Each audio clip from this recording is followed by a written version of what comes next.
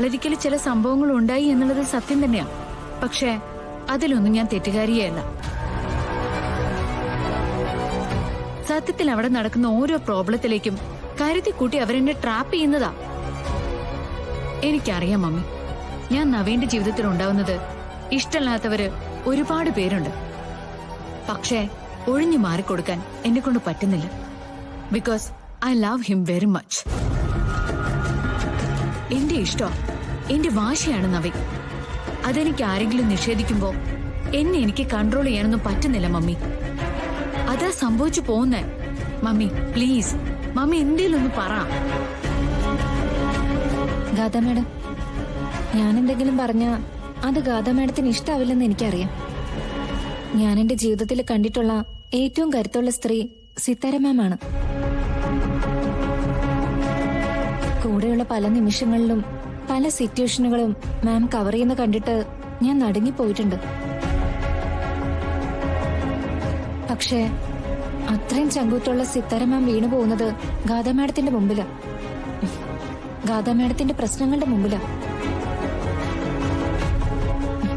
ഗാഥ madam ഇടയ്ക്കിടയ്ക്ക് കളരിക്കലേക്ക് പോകുന്നു, അവിടെ ഒരു പ്രശ്നം ഉണ്ടാക്കി തിരിച്ചു വരുന്നു, ഇവിടെ വന്ന് വെറുതെ വാശിയും കാണിക്കുന്നു. പക്ഷേ അതിനിടയിൽ എപ്പോഴെങ്കിലും സിത്താര മാമിന്റെ മനസ്സ് കാണാൻ ഗാഥ മാഡം ശ്രമിച്ചിട്ടുണ്ടോ? ഈ അമ്മ എപ്പോഴൊക്കെ എങ്ങനെയൊക്കെ വിഷമിക്കുന്നുണ്ടെന്ന് എപ്പോഴെങ്കിലും ചിന്തിച്ചിട്ടുണ്ടോ? ഐ ലവ് യു മമ്മി എന്ന് പറയാനും ചേർത്ത് പിടിക്കാനും ഉമ്മ കൊടുക്കാനും ആർക്കും പറ്റും. പക്ഷേ അതിനപ്പുറം മാഡം സ്വന്തം അമ്മയുടെ മനസ്സും കൂടി ഒന്ന് കാണണം. മമ്മി എന്നോട് എന്തെങ്കിലും ഒന്ന് പറ മമ്മി.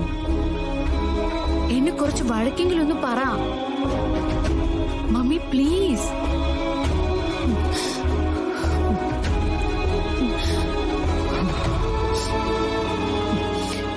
വേണ്ട മോളെ,